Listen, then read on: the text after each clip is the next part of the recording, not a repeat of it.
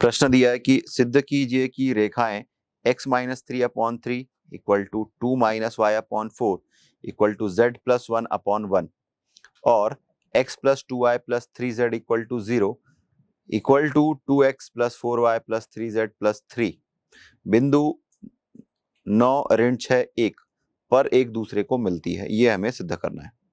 तो पहले हम दिए गए रेखा का समीकरण लिखेंगे, 1 2 जो हमें समीकरण दिया गया है, और दोनों के प्रतिच्छेद बिंदु से होकर जाने वाले समतल का समीकरण लिखेंगे। पहला समीकरण प्लस लैम्डा इंटू दूसरा समीकरण। इस तरीके से फिर आगे प्रक्रिया करेंगे।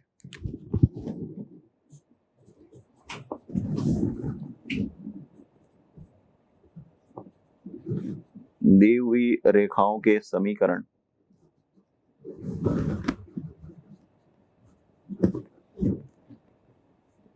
है x minus 3/3 equal to y minus 2/-4 equal to z plus 1/1। देखिए समीकरण जो दिया गया था 2 माइनस y/4 दिया गया था, तो हमने y के गुणांक को धनात्मक बनाने के लिए उससे ऋण 1 से गुणा कर दिया। तो इस तरीके से यह परिवर्तित हो चुका है। अब ये समीकरण 1 है। और जो दूसरा समीकरण दिया गया है x plus 2y plus 3z equal to 0 equal to 2x plus 4y plus 3z plus 3 माना ये समीकरण 2 है। तो समीकरण 2 से होकर जाने वाले समतल का समीकरण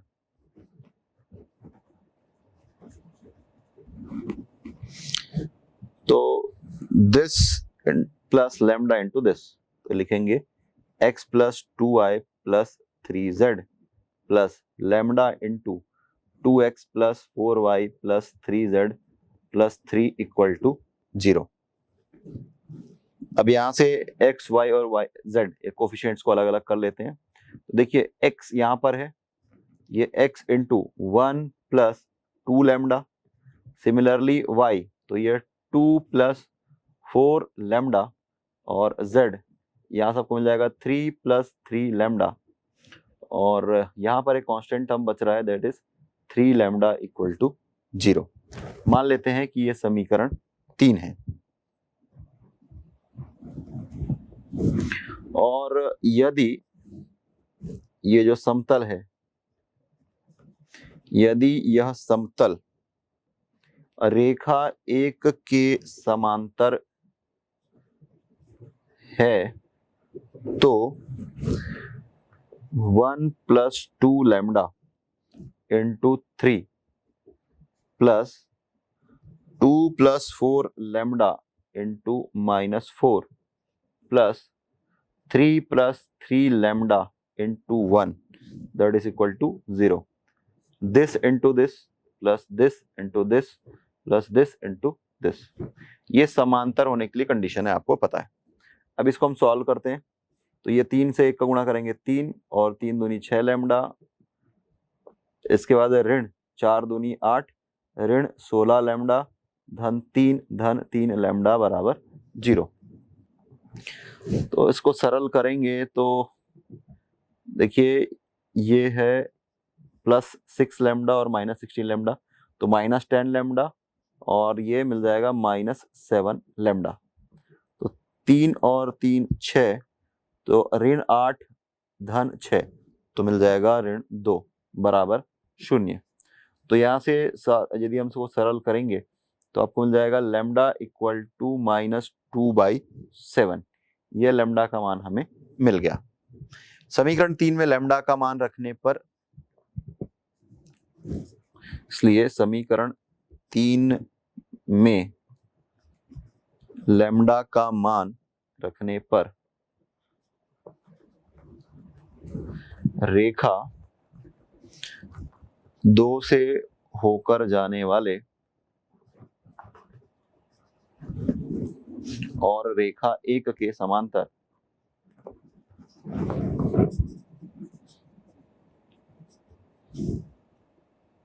समतल का समीकरण है।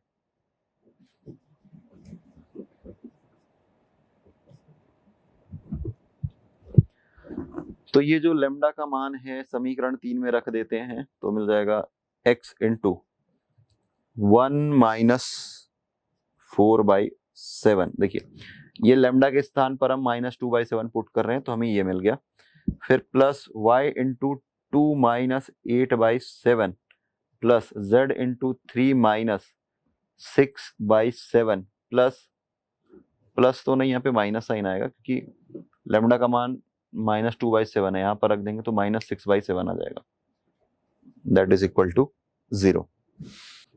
जब इसको पूरा सरल करेंगे तो हमें मिलने वाला है 3x plus 6y plus 15z minus 6 equal to 0। पूरे समीकरण को हम 3 से भाग दे सकते हैं तो मिल जाएगा x plus 2y plus 5z minus 2 equal to 0। मान लेते हैं कि यह समीकरण 4 है।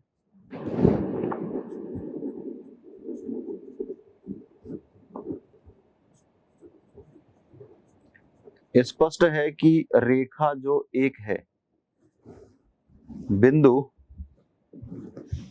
3, 2, ऋण 1 से होकर जाती है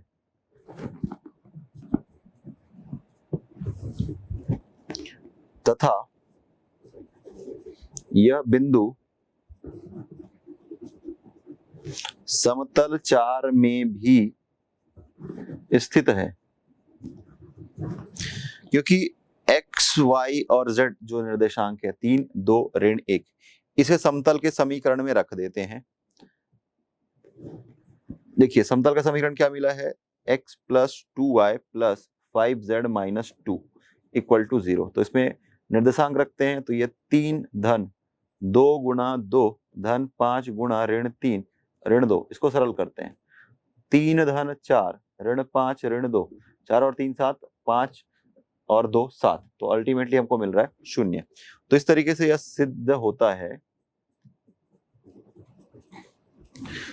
सत्य है। इसलिए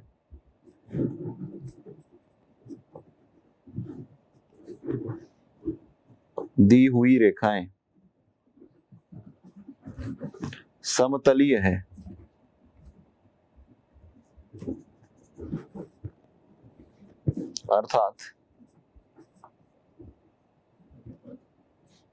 अर्थात एक दूसरे को प्रतिच्छेद करती है।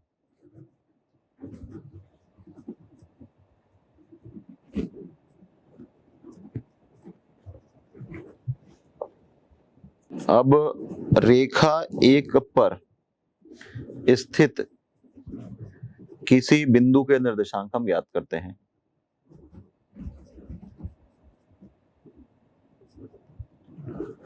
अब वो कैसे ज्ञात करेंगे, देखिए x minus 3/3 equal to y minus 2/-4 equal to z plus 1/1। अब इसको हम r के इक्वल मान लेते हैं और फिर x का मान, y का मान और z का मान प्रथम और अंतिम पद की तुलना इसी प्रकार करके ज्ञात करते हैं। तो ये हो जाएगा 3r plus 3 minus 4r plus 2 और r माइनस 1 है। रेखा एक पर स्थित किसी बिंदु का निर्देशांक ये है। चूंकि दोनों रेखाएं प्रतिच्छेद करती है अतः r के किसी मान के लिए यह बिंदु दूसरी रेखा के समीकरण को भी संतुष्ट करेगा। अतः 3 इंटू r प्लस 3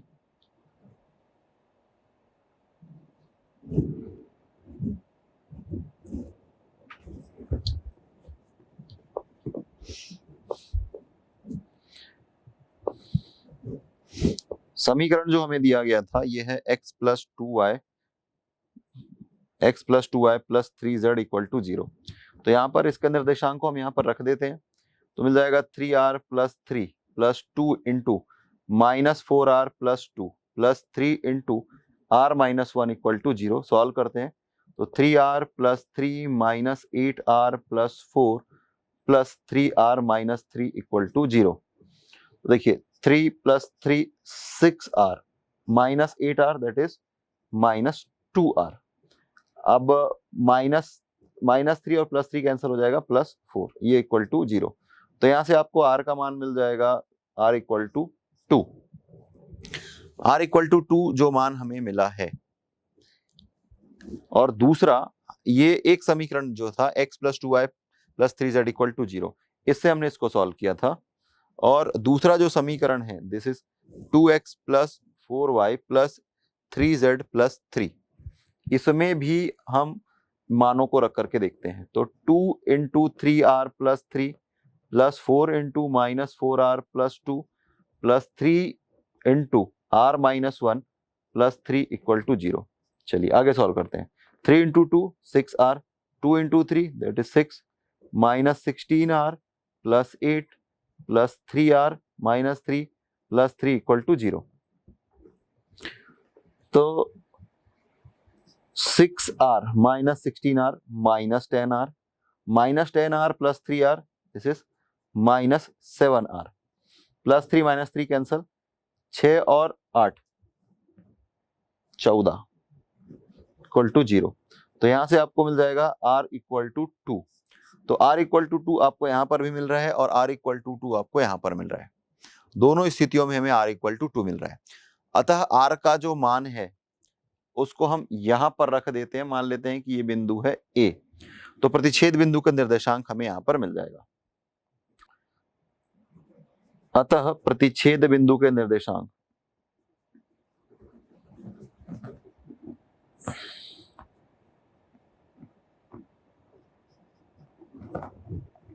r का मान 2 यहां पर रखिए, 3 दूनी 6, 6 और 3 9, फिर 2 ऋण 4 × 2 ऋण 8, ऋण 8 धन 2 ऋण 6 और 2 ऋण 1 1,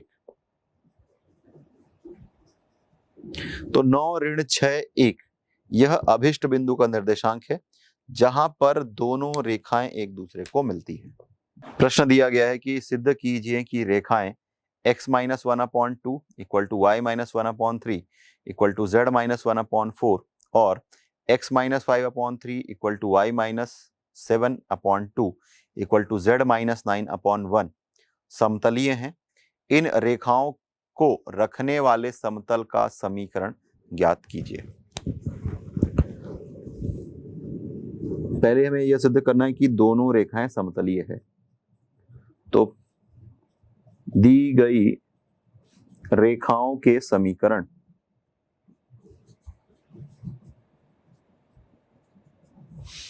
पहला है x - 1/2 equal to y - 1/3 equal to z - 1/4 और x - 5/3 equal to y - 7/2 equal to z - 9/1। तो यहां पर x1 इक्वल टू 1 है, y1 इक्वल टू 1 और z1 इक्वल टू 1। x2 दूसरा वाला बिंदु, x2 equal to 5, y2 equal to 7 और z2 इज इक्वल टू 9। इसी प्रकार L1 2 M1 3 N1 4, L2 3 M2 2 और N2 1। तो दी हुई रेखाएं समतलीय होंगी यदि जो सारणिक है x2 - x1, y2 - y1 और z2 - z1 और ये L1 M1 N1 L2 M2 N2 इसका मान 0 के बराबर होगा। तो हम सारणिक का मान ज्ञात करते हैं पहले और फिर आगे सरल करेंगे। देखिए x2 - x1 5 - 1 this is 4, y2 - y1 7 - 1 this is 6, 9 - 1 this is 8, L1 2 3 4 और अगेन 3 2 1। देखिए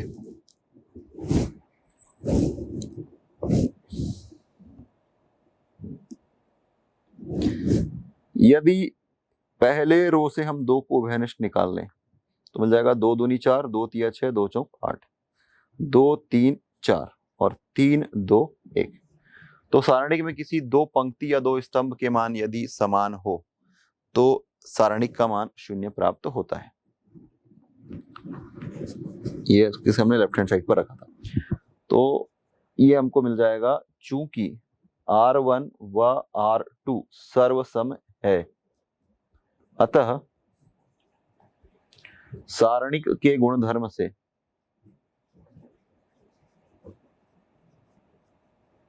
इस सारणी का मान 0 होगा। तो इस प्रकार यह सिद्ध हुआ कि अतः दी हुई रेखाएं समतलीय है। अब हमें दी हुई रेखाओं को रखने वाले समतल का समीकरण ज्ञात करना है। दी गई रेखाओं को रखने वाले समतल का समीकरण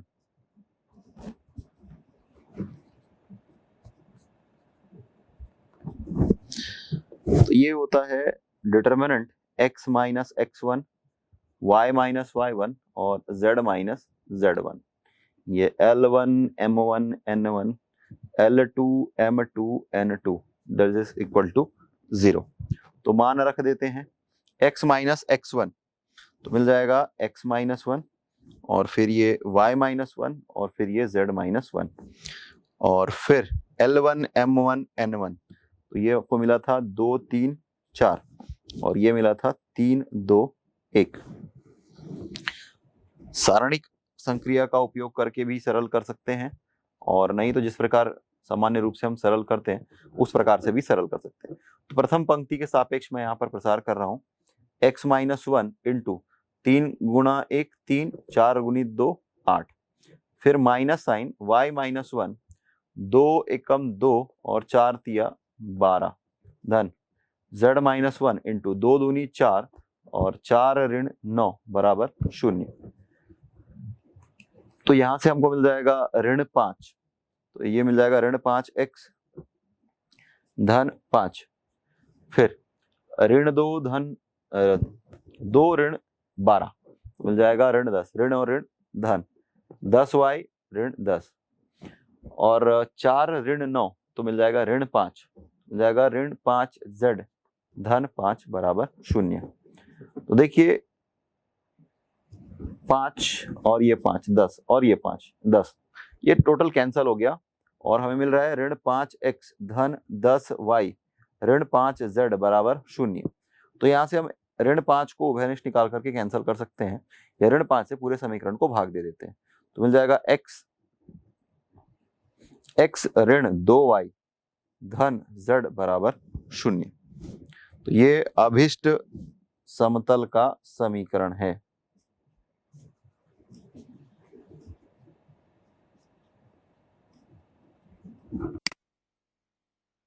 तो हमने जो सॉल्व किया था मैथमेटिकल मेथड से उसे अब हम जियोजेब्रा से क्रॉस वेरीफाई करते हैं कि हमें ये बताना है कि दोनों रेखाएं एक दूसरे को प्रतिच्छेद करती है और उसके प्रतिच्छेद बिंदु या कटान बिंदु का निर्देशांक ज्ञात करना है। तो जियोजेब्रा के इनपुट बार में जाकर के हम एक्सप्रेशन लिखेंगे इक्वेशन को x minus 3y plus 2z plus 4 equal to 0 equal to 2x plus y plus 4z plus 1। ये हमारा पहला इक्वेशन हो गया। दूसरा इक्वेशन है 3x plus Y plus 5z minus 1 equal to 0 equal to 2y plus z। जैसे हमने enterprise किया ये दोनों इक्वेशन से हमें ग्राफ में ग्राफिकल एरिया में स्ट्रेट लाइन मिल चुका है। अब इंटरसेक्ट का ऑप्शन पे जा रहे हैं। ये हमारा पहला ऑब्जेक्ट है और ये हमारा दूसरा ऑब्जेक्ट है।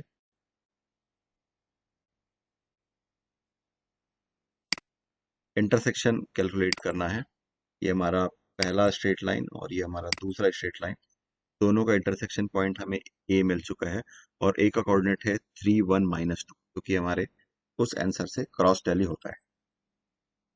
प्रश्न दिया गया है कि सिद्ध कीजिए कि रेखाएं x plus Y plus Z minus 3 equal to 0 is equal to 2x plus 3y plus 4z minus 5 और 4x minus Y plus 5z minus 7 equal to 0 is equal to 2x minus 5y minus z minus 3 समतलीय हैं, ये हमें सिद्ध करना है।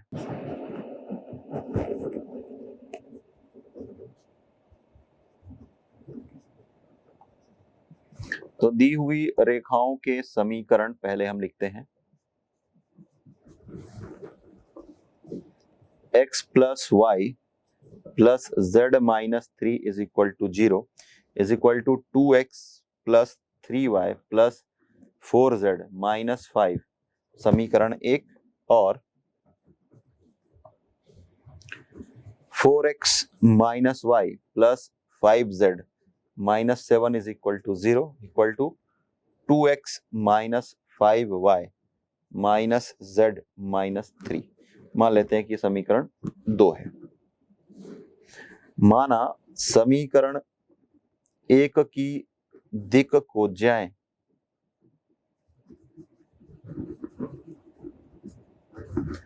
LMN है, तो इन मानों को हम यहां पर रख देंगे तो हमें समीकरण मिल जाएगा L plus M plus N equal to 0 और दूसरा है 2L plus 3M plus 4N equal to 0 और इन दोनों समीकरण को हम वज्रगुणनखंड विधि से सरल करते हैं तो मिल जाएगा L upon 4 minus 3 is equal to minus M upon 4 minus 2 is equal to N upon 3 minus 2। Solve करेंगे तो मिल जाएगा L upon 1 equal to M upon minus 2 is equal to N upon 1।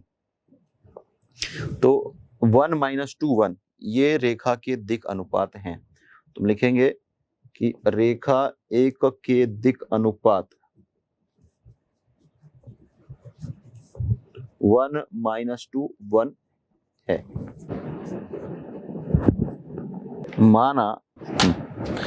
माना रेखा एक पर कोई बिंदु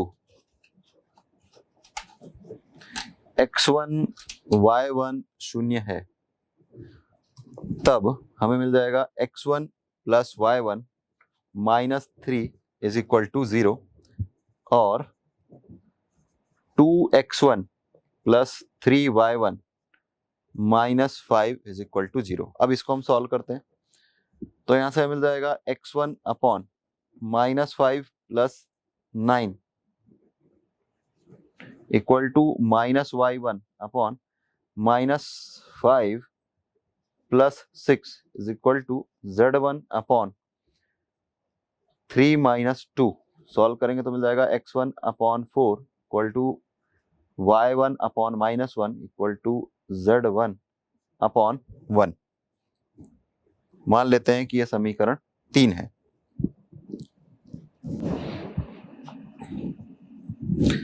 रेखा 2 से होकर जाने वाले समतल का समीकरण।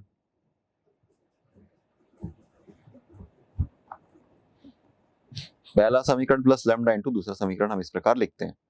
तो यह है 4x minus Y plus 5z minus 7 plus lambda into 2x minus 5y minus z minus 3 is equal to 0। अब यहां से x, y और z का कोफिशिएंट अलग अलग कैलकुलेट कर लेते हैं। तो x इंटू यहां से आएगा 4, यहां से आएगा 2 लैम्डा प्लस y यहां से आएगा माइनस 1 और यहां से आएगा माइनस 5 लैम्डा, यहां से आएगा z तो ये 5 और प्लस लैम्डा और फिर ये माइनस 7 और माइनस 3 लैम्डा इक्वल टू 0। मान लेते हैं कि ये समीकरण 4 है। अब चाहें तो यहां पर हम ऋण चिन्ह लगा करके इन चीजों यहां पर इस पद को धनात्मक बना सकते हैं। तो ये जो रेखा 4 है, यदि यह समतल 3 के समांतर हैं रेखा 4 समतल 3 के समांतर हैं, तो this into this plus this into this plus this into this that will be equal to 0। यदि यह समतल रेखा, सो मिल जाएगा 1 into this is 4 plus 2 lambda plus 2 into 1 plus 5 lambda plus 1 into 5 minus lambda equal to 0। तो अब इसको solve करते हैं तो मिल जाएगा 4 plus 2 lambda plus 2 plus 10 lambda plus 5 minus lambda is equal to 0। तो ये 2 lambda plus 10 lambda that is 12 lambda, 12 minus 1 that is 11 lambda, और 4 और 2 6, 6 और 5 11 इक्वल टू 0। तो यहां से आपको मिल जाएगा लैम्डा इक्वल टू -1। लैम्डा का मान समीकरण 4 में रखने पर रेखा 1 के समांतर और रेखा 2 से होकर जाने वाले समतल का समीकरण है। अतः लैम्डा का मान समीकरण 4 में रखने पर रेखा 1 के समांतर व रेखा 2 से होकर जाने वाले समतल का समीकरण है। आगे लिखेंगे, this is 4 minus 2 into x minus 1 minus 5 into y plus 5 plus 1 into z minus 7 plus 3 is equal to 0। तो 4 minus 2 that is 2x minus 1 minus 5 minus 4 minus minus plus 4 plus 6z और ये माइनस 4 इज इक्वल टू 0। पूरे समीकरण को 2 से भाग दे सकते हैं, तो x plus 2y plus 3z minus 2 is equal to 0, या फिर आप लिख सकते हैं x plus 2y plus 3z is equal to 2। मान लेते हैं कि समीकरण 5 है। यह स्पष्ट है कि रेखा 1 अर्थात रेखा 3 बिंदु 4 ऋण 1 0 से होकर जाती है और यह बिंदु समतल 5 पर भी है। तो इस प्रकार रेखा 1 समतल 5 में स्थित है और यह दी हुई रेखाएं समतलीय है। यही हमें सिद्ध करना था। स्पष्ट है कि रेखा 1 या रेखा 3 बिंदु 4 ऋण 1 0 से होकर जाती है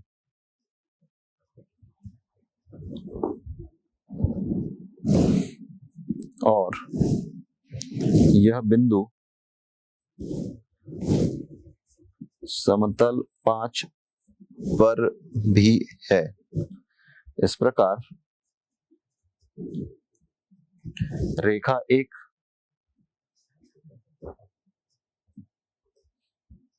समतल 5 में स्थित है।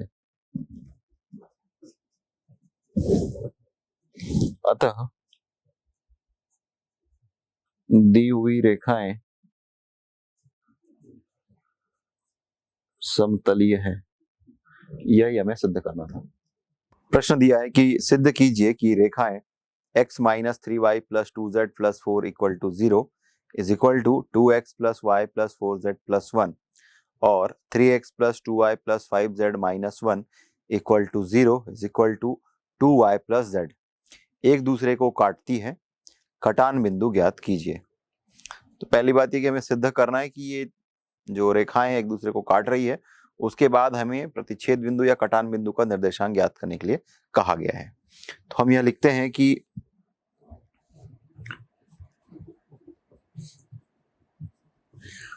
यदि दी हुई रेखाओं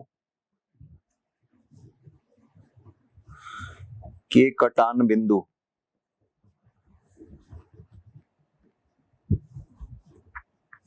x dash y dash z dash है। अगर यदि दी हुई रेखाओं के कटान बिंदु x dash y dash z dash है तो ये बिंदु का निर्देशांक उन रेखाओं के समीकरण को संतुष्ट करेंगे। तब हम लिख सकते हैं x minus 3y plus 2z plus 4 is equal to 0, ये दिया हुआ है। तो x, y और z को x डैश, y डैश और z डैश से रिप्लेस कर देंगे तो ये हमें समीकरण मिल गया, माना यह समीकरण 1 है। इसी प्रकार दूसरा समीकरण दिया गया है 2x plus y plus 4z plus 1 is equal to 0, माना है समीकरण 2 है। फिर से x डैश, y डैश और z डैश करना है। सिमिलरली तीसरा समीकरण है 3x plus 2y plus 5z minus 1 equal to 0। तो x डैश, y डैश और ये z डैश, ये समीकरण 3। और अंत में दिया है 2y धन z इक्वल टू 0। तो ये y डैश और ये z डैश, मान लेते हैं कि समीकरण 4 है। समीकरण 1, 2, 3, 4, इससे यदि हम सारणिक के रूप में परिवर्तित करें तो इसे लिखा जा सकता है x, y और z, x dash, y dash और z डैश को विलोपित कर देते हैं, बाकी जो कोफिशिएंट्स हैं, गुणांक है, उनको लिखते हैं। जैसे कि इसका गुणांक है 1, फिर ऋण 3, फिर 2 और 4। इसी तरीके से 2, 1, 4, 1, 3, 2, 5, ऋण 1 और 0, 2, 1 और 0। तो इसका मान हमें ज्ञात करना है। तो इसमें हम कुछ संक्रिया का उपयोग करेंगे और फिर इसे सरल कर पाएंगे। या तो प्रथम पंक्ति के सापेक्ष या प्रथम स्तंभ के सापेक्ष भी हम प्रसार कर सकते हैं। तो ये हमारा कॉलम नंबर 1 है इस तरीके से, और यदि देखा जाए तो ये रो नंबर 1, ये रो 2, रो 3 और ये रो 4। तो हम ये कर रहे हैं कि कॉलम 1 में 2 का गुणा कर रहे हैं और उसके बाद कॉलम 3 से इसको सब्सट्रैक्ट कर रहे हैं। तो हम लिख रहे हैं column 1 becomes 2 times column 1 minus C3। तो इसका मतलब ये संक्रिया हम लगा रहे हैं। तो देखिए, इसमें जब आप 2 का गुणा करेंगे तो मिल जाएगा ये 2, 4, 6 और 0। अब इसमें C3 को घटा रहे हैं, कॉलम 3 मतलब ये 2, ऋण 4 और ये ऋण 5 और ये ऋण 1। फिर ये है ऋण 3, 2, 4, 1, 4, 1, 2, 5, ऋण 1, 2, 1 और 0। अब इसे सरल करते हैं तो ये आपको मिल जाएगा 0, 0, 0 और ये 1 और ये ऋण 1। फिर ये ऋण 3, 1, 2, 2, 2, 4, 5, 1 और फिर 4, 1, ऋण 1 और 0। अब हमारा ये जो रो 3 है, रो 3 बिकम्स रो 3 प्लस रो 4 कर देते हैं। तो अल्टीमेटली यहाँ पर हमें मिल जाएगा 0, ऋण 3, 2, 4, 0, 1, 4, 1। रो 3 बिकम्स, मतलब इसमें हम इसको ऐड कर देंगे तो 1 माइनस 1 दैट विल बी 0, और इसको ऐड करेंगे मिल जाएगा 4, इसको ऐड करेंगे मिल जाएगा 6 और इसको ऐड करेंगे मिल जाएगा -1 और फिर ये -1, 2, 1 और 0। प्रथम स्तंभ के सापेक्ष हम प्रसार कर देते हैं तो ये हमें मिल जाएगा -1 into this determinant, that is -3, 2, 4, 1, 4, 1 और 4, 6, -1। इस कॉलम के सापेक्ष हम प्रसार कर रहे हैं तो इसके साथ इसका जो इस रो और कॉलम के जो एलिमेंट्स हैं इसको हम हाइड कर देंगे। तो उसके बाद जो बचेगा ये उप सारणिक हमें मिल रहा है, जो कि है ऋण 3, 2, 4, 1, 4, 1 और 4, 6, ऋण 1। अब फिर इसे सरल करेंगे तो अभी ये 3/3 का डिटर्मिनेंट या सारणिक है, इसे सरल करते हैं तो ये माइनस साइन है, फिर ये -3 इंटू इस रो और कॉलम को हाइड कर देते हैं, छुपा देते हैं, ये बचेगा 4, 1, 6, ऋण 1। फिर ऋण चिन्ह होता है, उसके बाद ये वाला पद इस रो और कॉलम को छुपा दीजिए, 1 4 1 -1 1 4 1 -1। इसके बाद ये वाला एलिमेंट 4 और फिर इस रो और कॉलम को हाइड कीजिए, ये मिल जाएगा 1 4 4 6। सारणी को ऐसे हल करते हैं, this into this minus this into this, similarly this into this minus this into this, और ये this into this minus this into this. तो इसको जब आप सॉल्व करेंगे तो ये माइनस साइन -3, 4 और ऋण 1 का गुणा करेंगे मिल जाएगा ऋण 4 और फिर ऋण चिन्ह 6, फिर ऋण 2, ये मिल जाएगा ऋण 1 और ये ऋण 4, धन 4 6 ऋण 16। सॉल्व करेंगे माइनस साइन, ये 6 और 4 10 और ऋण और धन धन, ऋण ऋण धन। इसी तरीके से ऋण 1 ऋण 4 तो ऋण 5, 5 और 2 का गुणा करेंगे 10 तो मिल जाएगा धन 10, 6 ऋण 16 करेंगे मिल जाएगा ऋण 10 गुणित 4 करेंगे मिल जाएगा ऋण 40। तो देखिए ये 30 और 10 40 और ये 40, तो अल्टीमेटली हमें मिल रहा है 0। तो 0 मिल जाने से यह सिद्ध होता है कि जो दी हुई रेखाएं, अतः सिद्ध हुआ कि दी गई रेखाएं एक दूसरे को प्रतिच्छेद करती है।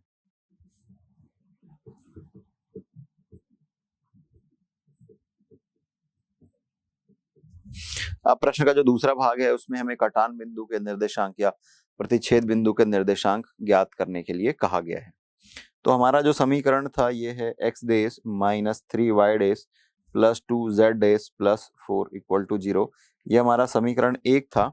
और हमारा जो समीकरण 2 है ये है 2x dash plus y dash plus 4z dash plus 1 is equal to 0। और समीकरण 3 है 3x डेस धन 2y डेस धन 5z डेस ऋण 1 बराबर 0, समीकरण 3। और 2y डेस धन z डेस इक्वल टू 0, समीकरण 4। एक काम करते हैं कि समीकरण 1 2 3 4 को हल करके हमें z का मान ज्ञात करना है। विलोपन विधि का उपयोग करते हैं। उसके लिए हम समीकरण 1 में 2 का गुणा कर देते हैं।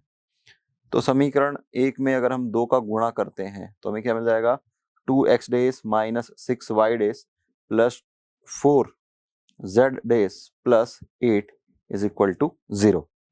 अब देखिए ये जो आपका समीकरण 2 है, मान लेते हैं कि हमारा जो प्राप्त हो रहा है ये समीकरण 5 है। अब ये समीकरण 2 में समीकरण 5 को घटा देते हैं। तुम लिखेंगे समीकरण 2 ऋण समीकरण 5 से 2 में 5 को घटाएंगे तो ये 2x और 2x कैंसिल हो जाएगा, y डेस माइनस माइनस प्लस 6y डेस तो मिल जाएगा 7y डेस, ये 4z डेस कैंसिल हो जाएगा, 1 माइनस 8 करेंगे मिल जाएगा -7 इक्वल टू 0। सॉल्व करने पर यहाँ पे मिल जाएगा y dash equal to 1। y dash equal to 1 हमें मिल चुका है समीकरण 4 में। देखिए तो समीकरण 4 से हम लिख सकते हैं z dash equal to -2 into y dash, मिल जाएगा -2 इंटू 1 दैट इज -2।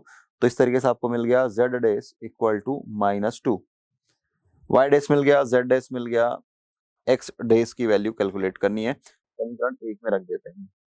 तो समीकरण 1 से x डेस -3 इंटू y डेस की वैल्यू है 1 प्लस 2 इंटू z डेस इसकी वैल्यू है -2, ये +4 इक्वल टू 0। आगे सॉल्व करते हैं, ये x डेस -3 -4 +4 इक्वल टू 0, ये दोनों टर्म कैंसिल, तो यहाँ से आपको मिल जाएगा x डेस इक्वल टू 3। तो इस तरीके से हमें जो बिंदु का निर्देशांक चाहिए था x डेस y डेस और z डेस ये हमें मिल चुका है। तो हम लिखेंगे कि अतः अभिष्ट कटान बिंदु x डेस y डेस z डेस था, x डेस की वैल्यू है 3, y डेस की वैल्यू है 1 और z डेस की वैल्यू है -2 है, और यही हमें ज्ञात करना था। अगला प्रश्न है कि दो रेखाओं x minus 1/2 equal to y minus 2/3 equal to z minus 3/4 और x minus 2/3 equal to y minus 3/4 equal to z minus 4/5 के प्रतिच्छेद बिंदु के निर्देशांक ज्ञात कीजिए। तो पहले हम दी हुई रेखाओं के समीकरण ज्ञात करेंगे और पहली और दूसरी रेखा पर क्रमशः किसी बिंदु का निर्देशांक ज्ञात करेंगे।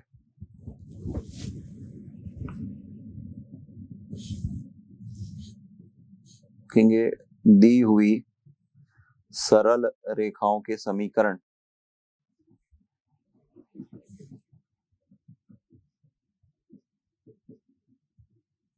हैं। पहला है x minus 1 upon 2 equal to y minus 2 upon 3 is equal to z minus 3 upon 4 equal to r माना, और x minus 2 upon 3 equal to y minus 3 upon 4 equal to z minus 4 upon 5 equal to r dash माना। तो पहली जो रेखा है पर किसी बिंदु के निर्देशांक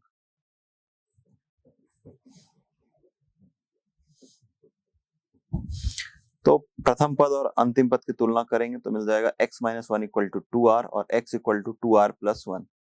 तो ये 2r प्लस 1, फिर है 3r प्लस 2, फिर 4r प्लस 3, तथा इसी प्रकार दूसरी रेखा पर किसी बिंदु के निर्देशांक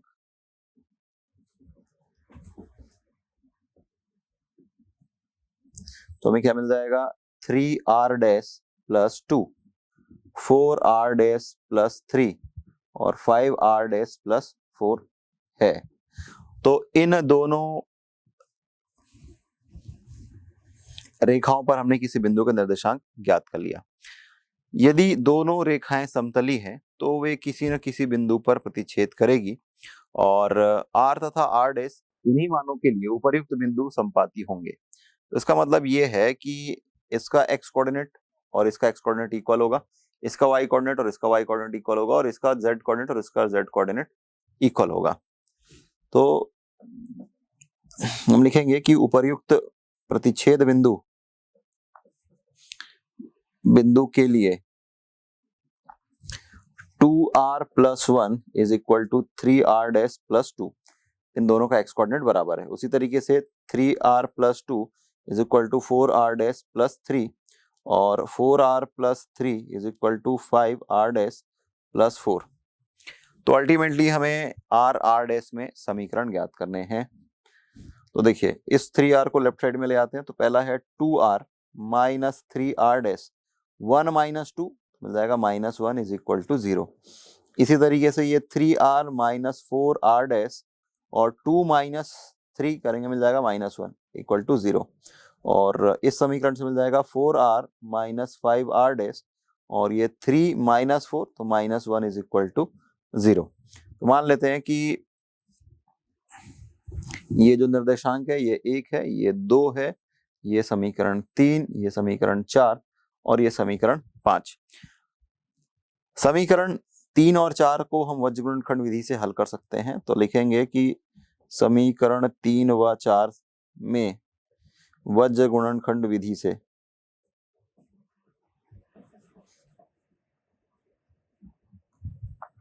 तो मिल जाएगा r अपॉन ऋण 3 और ऋण 1 का गुणा करेंगे मिल जाएगा 3, ऋण 4 और ऋण 1 का गुणा करेंगे मिल जाएगा धन 4।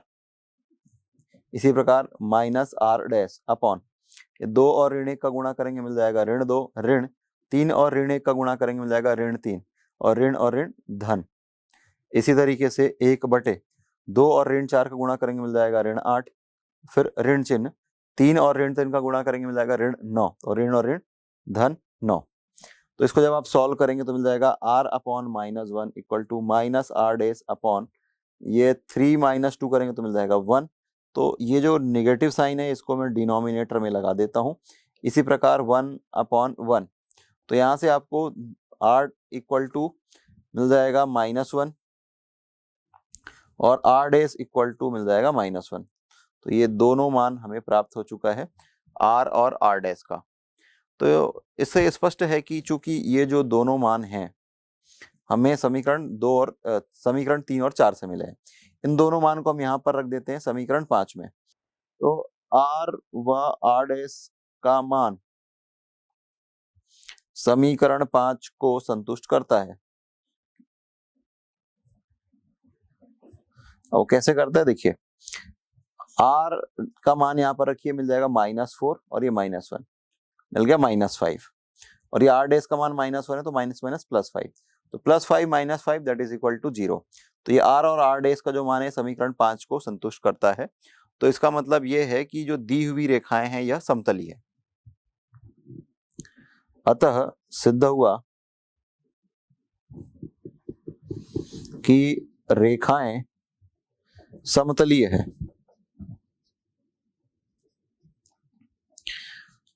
अभिष्ट प्रतिच्छेद बिंदु या अभिष्ट कटान बिंदु के निर्देशांक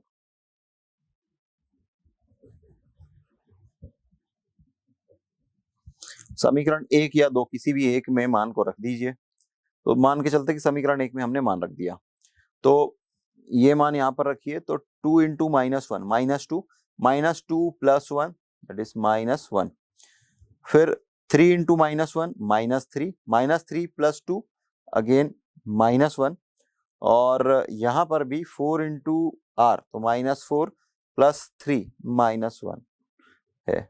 तो जो हमें बिंदु के निर्देशांक चाहिए थे ये -1 है।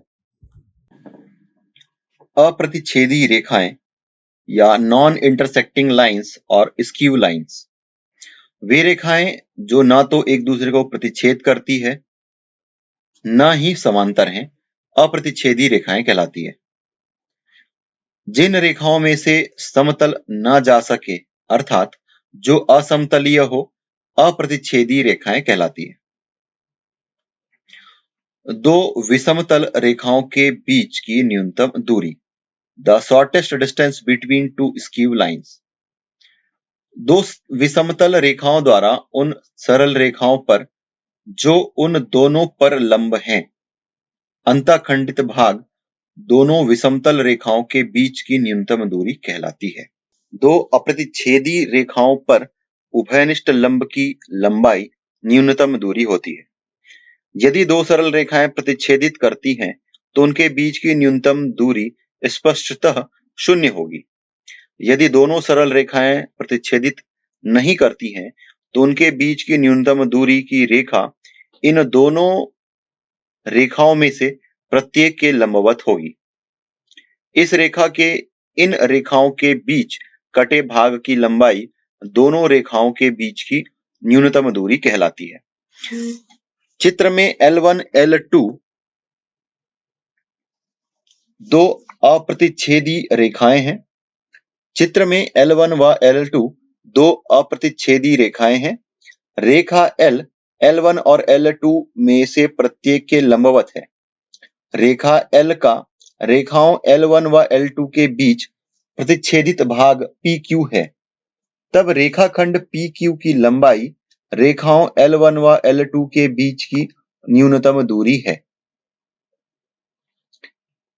दो रेखाएं समतलीय हो और प्रतिच्छेदी हो तो उनके बीच की न्यूनतम दूरी शून्य होगी। दो अप्रतिच्छेदी रेखाओं के बीच की न्यूनतम दूरी, the shortest distance between two non intersecting lines.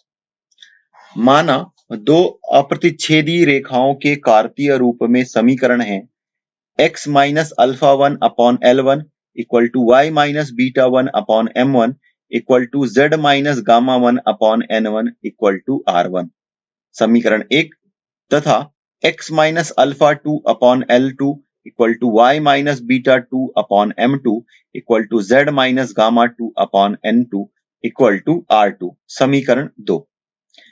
जहां a अल्फा 1 बीटा 1 गामा 1 एक रेखा पर तथा c अल्फा 2 बीटा 2 गामा 2 दूसरी रेखा पर स्थित बिंदु है। L1 M1 N1 तथा L2 M2 N2 क्रमशः दोनों रेखाओं के दिक् अनुपात हैं। माना PQ दोनों रेखा पर लंब है अर्थात AB और CD पर, तथा LMN PQ रेखा के दिक् अनुपात हैं। चूंकि PQ रेखाओं AB और CD पर लंब हैं। इसलिए हम लिख सकते हैं LL1 plus MM1 plus NN1 equal to 0, LL2 plus MM2 plus NN2 equal to 0। इन दोनों समीकरणों को वज्र गुणनखंड विधि का उपयोग करके हम हल इस प्रकार लिख सकते हैं L upon M1 N2 minus M2 N1 equal to M upon N1 L2 minus N2 L1 equal to N upon L1 M2 minus L2 M1। यदि लैम्डा म्यू न्यू रेखा PQ के दिक् अनुपात हो तो हम लिख सकते हैं कि lambda equal to M1 N2 minus M2 N1 whole upon square root over M1 N2 minus M2 N1 square whole square plus N1 L2 plus N2 L1 whole square plus L1 M2 minus L2 M1 whole square. सरल करने पर हम इसे sigma के रूप में निरूपित करना चाहें तो इस प्रकार लिख सकते हैं कि lambda equal to M1 N2 minus M2 N1 whole upon square root over sigma M1 N2 minus M1 N2 का होल स्क्वायर। इसी प्रकार mu equal to N1 L2 minus N2 L1 upon whole upon square root over sigma M1 N2 minus M2 N1 whole square तथा nu equal to L1 M2 minus L2 M1 whole upon square root over sigma M1 N2 minus M2 N1 का whole square. सारणी के रूप में यदि हमें न्यूनतम दूरी लिखने के लिए कहा जाए तो हम 3/3 का एक सारणिक लिखेंगे जिसके प्रथम रो के अवयव हैं alpha 1 minus alpha 2, beta 1 minus beta 2, gamma 1 minus gamma 2। दूसरे रो के अवयव हैं L1 M1 N1, तीसरे रो के अवयव हैं L2 M2 N2। Then whole upon मतलब इस सारणी को सरल करके हम भाग देंगे square root over sigma M1 N2 minus M2 N1 का होल स्क्वायर। यदि दी हुई रेखाएं समतलीय हो तो न्यूनतम दूरी 0 होगी अर्थात sigma alpha 1 minus alpha 2 into M1 N2 minus M2 N1 equal to 0 मिलेगा। तो आइए देखते हैं इससे संबंधित प्रश्न।